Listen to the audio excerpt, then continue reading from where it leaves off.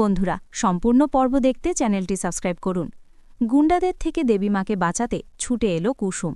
সম্পূর্ণ জানতে ভিডিওটিতে একটি লাইক করে দেখতে থাকো। গল্পের শুরুতেই দেখা যায় কুসুম আর দেবীমা কথা বলতে থাকে। দেবীমা কুসুমের হাতের রান্না খুব ভালো মতন চেনে। পায়েসটা যে কুসুম রান্না করেছে সেটা দেবীমা খেয়েই বুঝতে পারে। তাই দেবীমা কুসুমকে জিজ্ঞেস করে, আজ তো অনুশ্রীর রান্না করবার কথা ছিল, তাহলে তুমি কেন পায়েসটা রান্না করে সবাইকে দিলে? এর উত্তর আমরা চাই কুসুম। কুসুম বলে, দেবীমা, আসলে আজকে অনুশ্রীর রান্না করা পায়েসটা পুড়িয়ে গিয়েছিল। সেই পায়েসটা কোনোভাবেই ভোগ প্রসাদে দেওয়া যেত না। তাই আমি আমার বানানো পায়েসটা দিয়ে কোনো রকমে ম্যানেজ করার চেষ্টা করেছি। আমি জানি আমি অন্যায় করেছি, কিন্তু আমার কি করবার ছিল আপনি বলুন, না হলে যে আজকে ভগবানকে ভোগ দেওয়া হতো না।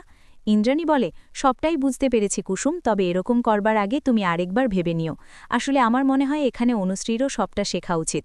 তুমি যদি অনুশ্রীকে না শিখিয়ে দাও তাহলে কি করে হবে বলো তো কুসুম? কুসুম বলে, আপনি চিন্তা করবেন না দেবীমা, আমি এরপর খুব ভালোভাবে অনুশ্রীকে শিখিয়ে দেব। এর মধ্যেই কাকিমণি দূর থেকে সবটা শুনে নেয় আর বলে, তার মানে আজকের পায়েসটা অনুশ্রীর রান্নাই করেনি, করেছে কুসুম। আর দিদি সেটা জানতে পেরেও কোনো রকমের কোনো ভূমিকা পালন করল না। কুসুমের প্রতি দিদি যেন একটু বেশি নরম হয়ে যায়, আর যত গরম আমাকে দেখানোর সময়। এরপরেই কাকিমণি ঠিক করে আয়ুষ আর কুসুমের যে ভালোবাসাটা হয়েছে সেটা সবার সামনে প্রমাণ সমেত প্রমাণ করে দেবে। সেই জন্য কুসুম আর ঘরে ছিল না। তখনই কুসুমের ঘরে চলে যায় কাকিমণি, আর সেখানে গিয়ে কুসুমের ঘরে তন্ন তন্ন করে সবকিছু সার্চ করতে থাকে। যেখানে কুসুমের হয়ে আয়ুষ ২-৪টে লাইন লিখেছিল যে, কুসুম, তুমি এখন আমার কাছে অনেক স্পেশাল কেউ হয়ে গেছো। জানি তুমি মুখ ফুটে কিছু চাইবে না, তবুও আমি আমার তরফ থেকে তোমার জন্য একটা উপহার দিলাম। আয়ুষের হাতের লেখা দেখে চিনতে পারে কাকিমণি, আর বলে, এটা তো আয়ুষের হাতের লেখা। আজকেই আমি আয়ুষের মুখোশ সবার সামনে টেনে খুলে দেব। এরপর চিঠিটা নিয়ে কুসুমের কাছে চলে আসে কাকিমণি, আর বলে, এটা কি? হ্যাঁ, খুব ভালো মতন জানি এটা আমাদের আয়ুষের হাতের লেখা। আয়ুষের হাতের লেখা আমি চিনি, খুব ভালোভাবেই চিনি। এবার বলো তো কুসুম, কি করে তুমি এই কাজটা করতে পারলে? তখনই ইন্দ্রাণী গাঙ্গুলির সামনে গিয়েও একই প্রশ্ন তুলতে থাকে কাকিমণি, আর বলে, দেখো দিদি, দেখো এই কুসুম কিভাবে তোমার ছেলের ব্রেন ওয়াশ করছে। চিঠি দেওয়া নেওয়া হচ্ছে, এতটাই সম্পর্ক ইম্পর্টেন্ট হয়ে গেছে। তখনই রাজবাবু বলে, কুসুম, আমি তোর মুখ থেকে শুনতে চাই। এরপরেই কুসুম বলে, আমি বলছি, আসলেই আমাদের মধ্যে বন্ধুত্বপূর্ণ সম্পর্কই রয়েছে। আয়ুষ তখন বলে, একদমই তাই মা, আমি বলছি, আমি কুসুমকে বন্ধু হিসাবেই দেখি। তো এক বন্ধু হয়ে আরেক বন্ধুকে উপহার দিতে পারবো না, এটা কোথায় লেখা আছে? আমি এখনও বলছি, কুসুমের সাথে আমার কোনো সম্পর্ক নেই। আমাদের যে সম্পর্কটা আছে সেটা যথেষ্ট ভদ্র আর সুন্দর সম্পর্ক। তখনই কাকিমণি বলে, হ্যাঁ রে আয়ুষ, তোর কথা দেখে আমি খুব ভালো মতন বুঝতে পারছি যে সম্পর্কটা ঠিক কতটা সাধারণ। এর মধ্যে ইন্দ্রাণী গাঙ্গুলি বলে, ছোট, তুই যদি আমার ছেলেকে বারবার এরকমভাবে অপমান করতে থাকিস তাহলে কিন্তু আমিও ভুলে যাব, তোকে আর এই বাড়িতে আমি রাখতে পারবো না। কাকিমণি তাই আর বেশি কথা বাড়ায় না, পুরোপুরি চুপ করে যায়।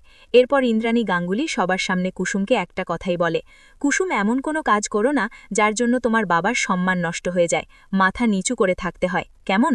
কুসুম বলে, আমি জানি দেবীমা, আমি কখনোই বাবার সম্মান নষ্ট করব না।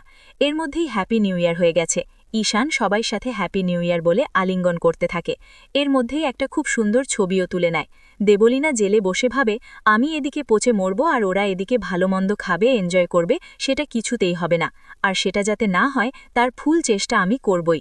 যেভাবেই হোক আমি ওই ইন্দ্রাণী গাঙ্গুলিকে শেষ করে তবেই ছাড়ব।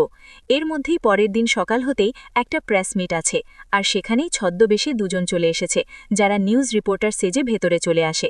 এদিকে বহু নিউজ রিপোর্টার বাইরে অপেক্ষা করছে কখন ইন্দ্রাণী গাঙ্গুলি আসবে আর ইন্দ্রাণী গাঙ্গুলির একটা ছোট্ট ইন্টারভিউ নেবে। এদিকে ইন্দ্রাণী গাঙ্গুলি রেডি হয়ে গেছে।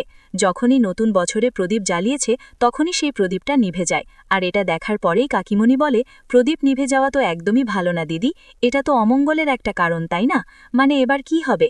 তখনই কুসুম জ্বালিয়ে দেয় প্রদীপটা আর বলে, আমরা আছি তো, কোনো অন্যায় হতে দেব না এই পরিবারের সাথে। এই পরিবারকে আগলে রাখার দায়িত্ব আমাদের। এর মধ্যে দেবীমাও বলে, ভয় পেতে না দেবীমা, রাজবাবু, ইন্দ্রাণী গাঙ্গুলি আর কি, আর অন্যদিকে অনুশ্রী, ঈশান, আয়ুষ সবাই চলে এসেছে। এর মধ্যে অনুশ্রীর একটু নার্ভাস লাগতে থাকে। তখনই কুসুম বলে, আরে অনুশ্রী, তুমি একদম নার্ভাস হও না, আমরা তো আছি, আমাদেরকে ফলো করো, তাহলে দেখবে তোমার আর কোনো অসুবিধা হচ্ছে না। এর মধ্যে ইন্দ্রাণী গাঙ্গুলি অ্যানাউন্সমেন্ট করে। AR যে ফুল ফর্মটা আয়ুষ্মান রায়চৌধুরী সেটা বলে দেয়, আর ARC ফাউন্ডেশন থেকে আবারও কিছু টাকা পয়সা তুলে দেওয়া হয় সেই সব মানুষগুলোর জন্য যাদের সত্যি এই টাকাটা ভীষণ প্রয়োজন আছে। সবাই ইন্দ্রাণী গাঙ্গুলিকে ধন্য ধন্য করতে থাকে আর বলে, সত্যি আপনি যেভাবে সবার খেয়াল রেখেছেন, সবাইকে এত টাকা পয়সা ডোনেট করেন, আপনাকে দেখে অনেক কিছু শেখার আছে। বড়লোক হলেই যেটার বড় মন থাকবে তেমনটা কিন্তু নয়, কিন্তু ইন্দ্রাণী গাঙ্গুলির অনেক বড় মন আছে, আর সেটার পরিচয় আমরা বারবার করেই পেয়েছি আর পাচ্ছিও। তখন ইন্দ্রাণী গাঙ্গুলি বলে, না, এভাবে তোমরা আমাকে বলো না, আমার পক্ষে যতটুকু যা করা সম্ভব আমি শুধু ততটুকুই করতে পারি, এর বেশি তো আর করতে পারবো না। এরপরে দুজন আসে রিপোর্টার আর বলে, আপনি খুব ভালো কথা বলছেন, আপনার কথা শুনে মনটা একেবারে জুড়িয়ে যায়, তবে আপনি এভাবেই আমাদের পাশে থাকবেন। এরপরেই গুন্ডাগুলো রীতিমতো হাতে যে বন্দুকটা ছিল সেটা তাক করে ধরে, আর বাকি সবাই খুব ভয় পেয়ে যায়। মায়ের উপরে অ্যাটাক হচ্ছে দেখে এগিয়ে আসে আয়ুষ আর ঈশান, কিন্তু তারাও বেশি কিছু করতে পারে না, আর দূর থেকে কুসুম সবকিছুর উপরেই নজর রেখেছিল। এরপর কুসুম ওই গুন্ডাটাকে শায়েস্তা করছে দেবীমাকে বাঁচিয়ে।